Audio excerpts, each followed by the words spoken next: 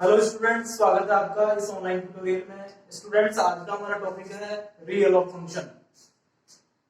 रीअलोक function students, रीअलोक function का उपयोग हम मेमोरी को रीअलोकेट करने के लिए करते हैं। जैसे मैलोक और कैलोक फंक्शन के द्वारा हम मेमोरी को अलोकेट करते हैं।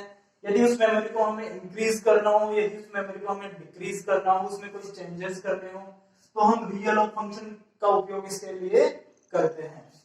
तो स्टूडेंट्स, रीअलोक फंक्शन भी एक memory dynamic memory allocation function है और डायनेमिक मेमोरी एलोकेशन फंक्शन के लिए हमें stdlib.h हेडर फाइल का उपयोग करना पड़ता है। तो देखते हैं रीअलोक फंक्शन का यूज हम कैसे करते हैं। तो इसमें सबसे पहले एक पॉइंटर लिखा जाता है, इसके बाद में कास्ट टाइप लिखा जाता है, इसके बाद में यहाँ रीअलोक फंक्शन और यहां पर लिखा जाता है पॉइंटर और साइजिंग बाइट्स। देखिए स्टूडेंट्स, जो रीअलोक फंक्शन है हमारा, इसके अंदर यहाँ पॉइंटर लिखा जाता है, फिर यहाँ टाइपकास्ट टाइप लिखा जाता है, यानी कि रीअलोक फंक्शन के द्वारा जो हम मेमोरी एलोकेट कर रहे हैं उसमें किस डाटा टाइप का डाटा स्टोर होगा वो डाटा टाइप यहाँ लिखा जाता है। रीअलोक फंक्शन भी एक वर्ड पॉइंटर रिटर्न करता है, उसे बाद में टाइपकास्ट किया जाता है। तो यहाँ पर टाइपकास्ट टाइप का नाम यहाँ पे लिखा जाता है, यहाँ पे टाइपकास्ट लिखा जाता है। टाइपकास्ट कुछ भी हो सकता है, जैसे इंटीजर, कैरेक्टर, फ्लोट एटसेट्रा। इसके बाद में रीअलोक फंक्शन में यहाँ पे पॉइंटर लिखा जाता है, ये ओल्ड पॉइंटर होता है, ये वो पॉइंटर होता है जिसका उपयोग हमने मैलोक या कैलोक फंक्शन के अंदर किया था। कैलोक या मैलोक फंक्शन में जिस पॉइंटर का यूज किया था उसी पॉइंटर को हम यहाँ पर लिखेंगे। ठीक है, ये पॉइंटर ये रिप्रेजेंट करता है कि जो मेमोरी हमने कैलोक या मैलोक फंक्शन के द्वारा एलोकेट की थी उसमें हमें क्या, वहां से हमें उस मेमोरी में क्या चेंजेस करना, उस मेमोरी को इंक्रीज करना है या डिक्रीज करना है, उसी पोजीशन से, उसी मेमोरी लोकेशन से हमें कितने बाइट्स की मेमोरी वापस से रीअलोकेट करनी है। तो ये पॉइंटर उसी मेमोरी लोकेशन को रिप्रेजेंट करता है जहां से हमें मेमोरी को वापस से रीअलोकेट करना है। तो ये ओल्ड पॉइंटर होता है जिसका यूज हमने मैलोक और कैलोक फंक्शन के अंदर किया था। इसके बाद में आपको मेमोरी में क्या चेंजेस करने हैं, आपको कितनी बाइट्स की मेमोरी यहाँ पर रीअलोकेट करनी है, उसकी साइज यहाँ पे बाइट्स के अंदर लिखी जाती है और लास्ट में सेमीकोलन का यूज किया जाता है। तो इस तरीके से हम रीअलोक फंक्शन का यूज करते हैं। तो देखते हैं कि एग्जांपल देखते हैं इसका। जैसे हो गया एक पॉइंटर, टाइपकास्ट लेते हैं हम इंटीजर, इसके बाद में रीअलोक पॉइंटर जो कि ओल्ड पॉइंटर है जिसका यूज हमने मैलोक और कैलोक फंक्शन के अंदर मेमोरी को अलोकेट करने में किया था। और साइज इन बाइट, तो इसके लिए हम साइज ऑफ फंक्शन का यूज करते हैं और n ले लेते हैं यहाँ पर एक वेरिएबल। देखते हैं, जैसे n की वैल्यू यहाँ पर हम लेके चल रहे हैं 5। ठीक है, तो ये 5 जो इसकी साइज है, तो ये 5 बाइट्स का एक ब्लॉक वापस से अलोकेट कर देगा। ठीक है, जैसे यहाँ पे n की वैल्यू ले लेते हैं हम 10 ले लेते हैं। ठीक है, तो जो भी n की वैल्यू है तो ये 10 बाइट से एक मेमोरी में ब्लॉक अलोकेट कर देगा। ठीक है, यहाँ पे किसी वेरिएबल का यूज भी कर सकते हैं, जैसे हम ले लेते हैं, जैसे यहाँ पे n ले लेते हैं और n इंटीजर डाटा टाइप का एक वेरिएबल है। इंटीजर डाटा टाइप का वेरिएबल 2 बाइट लेता है।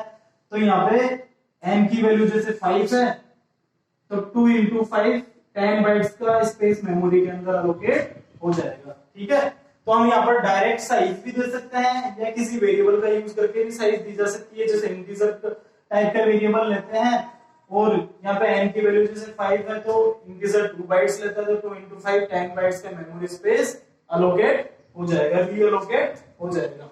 ठीक है, तो इसका एक प्रोग्राम बनाते हैं और देखते हैं किस तरह से इसका यूज करते हैं।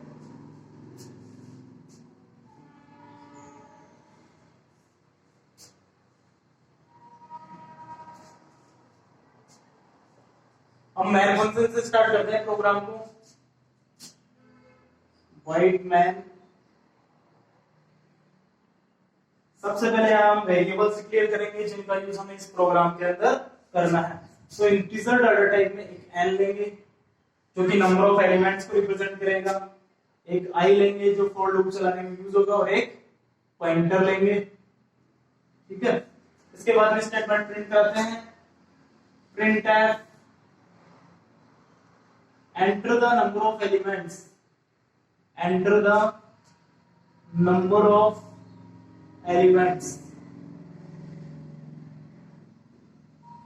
आपको नंबर ऑफ एलिमेंट्स कितने लेने हैं, ठीक है, वो एंटर करते हैं यहाँ पर। जैसे हम यहाँ पर 5 एलिमेंट्स हमें लेने हैं।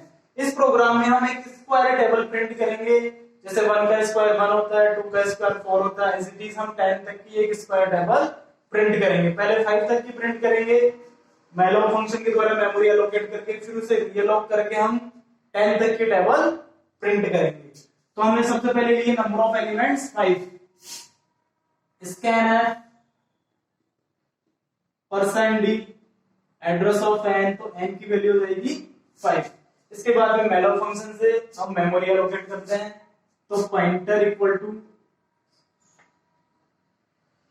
कास्ट टाइप ले लेते हैं इंटीजर,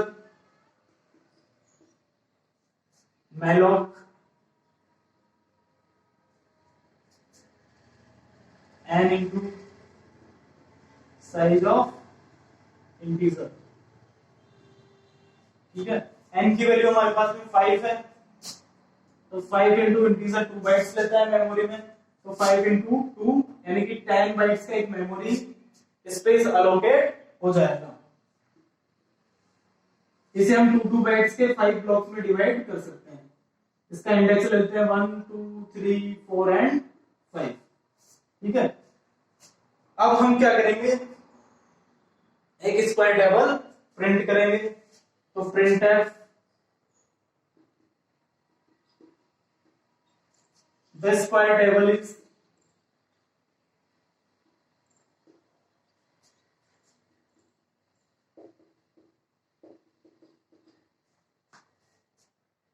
फॉर लूप का यूज करते हैं, for i equal to 1, i less than equal to end i plus plus.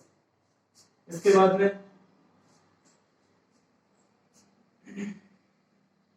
Star ptr plus i equal to i into i।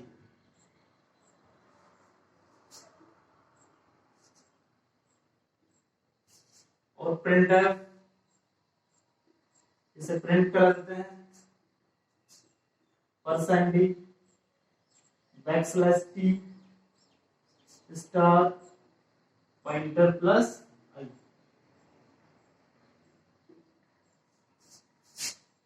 देखिए students,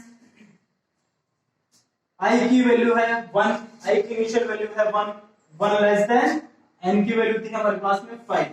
condition is true, star pointer plus i, pointer की i index. देखिए ये जो first block है, ये जो हमने memory allocate की थी मैलोक फंक्शन के द्वारा, उसका जो इनिशियल एड्रेस होता है वो पॉइंटर के अंदर स्टोर रहता है।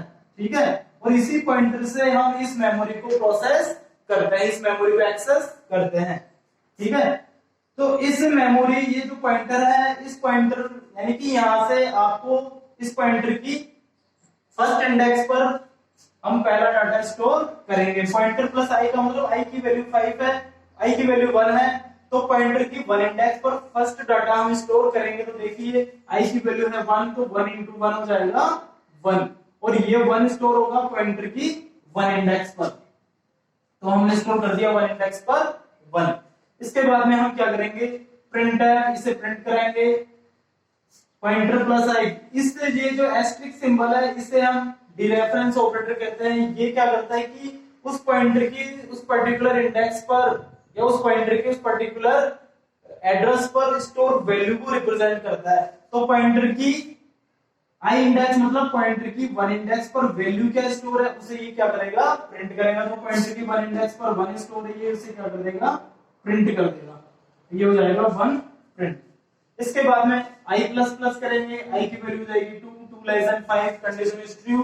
अंदर आएंगे, 2 इंटू 2 हो जाएगा 4, और ये 4 प्रिंट हो जाएगा पॉइंटर की आई इंडेक्स मतलब पॉइंटर की टू इंडेक्स पर 4 स्टोर हो जाएगा और इसे हम यहाँ पर प्रिंट कर देंगे एज इट इज। 3 का स्क्वायर होगा 9, 4 का स्क्वायर होगा 16, 5 का स्क्वायर होगा 25। इस तरह से हम यहाँ तक का जो स्क्वायर है 5 तक के स्क्वायर की टेबल हम यहाँ पर प्रिंट कर देंगे। इसके बाद में हम मेमोरी को रीअलोकेट करेंगे। रीअलोक फंक्शन का यूज करते हैं हम मेमोरी को रीअलोकेट करेंगे। तो देखते हैं रीअलोकेट फंक्शन का यूज करते हैं। इसके लिए होगा pointer equal to cast type लेंगे हम इंटीजर। इसके बाद में रीअलोक फंक्शन का यूज करेंगे। ओल्ड पॉइंटर वही ptr। इसके बाद में साइज ऑफ n। देखिए स्टूडेंट्स, इससे पहले हम n की वैल्यू को रीड कर लेते हैं। तो यहाँ की स्टेटमेंट प्रिंट करते हैं printf enter the re-enter the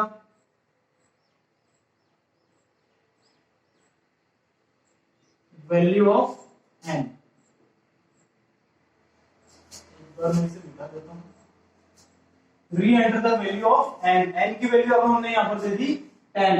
हमें यहाँ पर अब 10 तक के नंबर्स का स्क्वायर प्रिंट करना है। तो enter the value of n हमने दे दी यहाँ पर 10। Scan percent D address of n। तो n की वैल्यू हो जाएगी 10। इसके बाद में हम रीअलोक फंक्शन का यूज करके हम मेमोरी को रीअलोकेट करते हैं। तो pointer equal to cast type हो गया इंटीजर। इसके बाद में रीअलोक ओल्ड पॉइंटर और size of integer, size of n। ठीक है, n की वैल्यू यहां पर 10 है। तो ये n एक इंटीजर डाटा टाइप का वेरिएबल और n की वैल्यू है यहां पर 10। तो 2 into 10 20 बाइट्स का ये क्या करेगा, एक मेमोरी में स्पेस रिजर्व कर देगा। ठीक है, तो ये 20 बाइट्स का एक मेमोरी में स्पेस रिजर्व कर देगा, जैसे हम यहाँ पर देखते हैं आगे। तो इसे आगे हम प्रोग्राम को आगे कंटिन्यू करते हैं।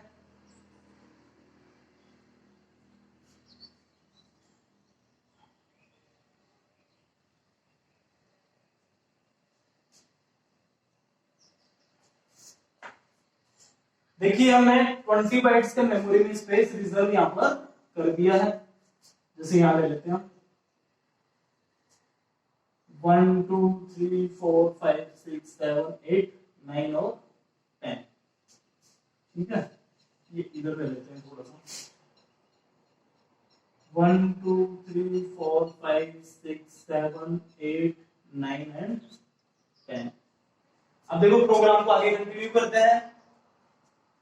स्टेटमेंट प्रिंट करते हैं। printf the square table is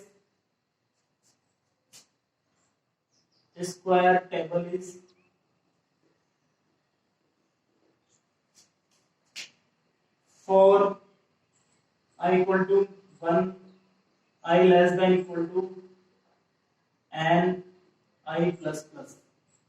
इसके बाद में पॉइंटर प्लस आई इंडेक्स पर आई इंटू आई और इसे प्रिंट करेंगे। printf percent d backslash T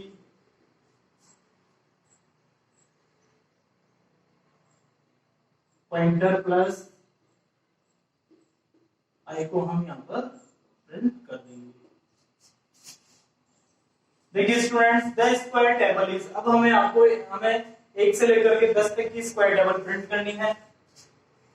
I की वैल्यू हमने एंटर कर ली थी, आई की वैल्यू थी हमारे पास, एन की वैल्यू हमने एंटर कर ली थी और एन की वैल्यू थी हमारे पास में 10। I equal to 1, 1 less than 10, condition is true. इसके अंदर आएंगे लूप के अंदर, आई इंटू आई मतलब 1 इंटू 1 हो जाएगा 1 और ये 1 स्टोर होगा इस पॉइंटर की 1 इंडेक्स पर। पॉइंटर जो हमने रीअलोकेट करी है मेमोरी को रीअलोक फंक्शन के द्वारा जो हमने मेमोरी रीअलोकेट की है उसकी फर्स्ट इंडेक्स पर इसका स्क्वायर प्रिंट हो जाएगा, ठीक है, और इसे हम यहाँ पर प्रिंट कर देंगे। इसके बाद में i प्लस प्लस आई की वैल्यू रहेगी 2, 2 लेस देन 10, आई की वैल्यू रहेगी 2, तो 2 इंटू 2 4 हो जाएगा। 4 को स्टोर कर देंगे पॉइंटर की 2 इंडेक्स पर, तो पॉइंटर के 2 इंडेक्स पर स्टोर हो जाएगा 4, और इसे प्रिंट कर देंगे तो प्रिंट एफ पॉइंटर प्लस आई, पॉइंटर की 2 इंडेक्स पर जो वैल्यू है वो हो जाएगी प्रिंट, तो यहाँ पर हो जाएगा 4 प्रिंट। एज इट इज आगे भी लूप चलेगा और इसी तरह से 10 तक के जो डिजिट्स है उनका स्क्वायर प्रिंट कर देगा, तो ये प्रिंट करेगा 3 का स्क्वायर 9, 4 का स्क्वायर 16, 5 का 25, 6 का 36, 7 का हो जाएगा 49, 8 का हो जाएगा 64, 9 का हो जाएगा 81 और 10 का हो जाएगा 100। इसके बाद में गेट ch और प्रोग्राम से बाहर हम आ जाएंगे। तो स्टूडेंट्स जो रीअलोक फंक्शन होता है उस फंक्शन का उपयोग हम मेमोरी को रीअलोकेट करने के लिए करते हैं। मैलोक और कैलोक फंक्शन के द्वारा हमने जो मेमोरी एलोकेट की थी, यदि हम उसमें कुछ चेंजेस करना चाहते हैं रन टाइम पर तो हम रीअलोकेट फंक्शन का यूज कर सकते हैं। रीअलोक फंक्शन में मेमोरी को रीअलोकेट किया जाता है जो कि मेमोरी मैलोक और कैलोक फंक्शन के द्वारा एलोकेट की गई थी। तो उम्मीद है स्टूडेंट्स ये प्रोग्राम आपको समझ में आया होगा। आप हमारे चैनल को सब्सक्राइब कीजिए, लाइक और शेयर कीजिए ताकि आगे भी आपको इसी तरह के वीडियोस प्राप्त हो सके। धन्यवाद।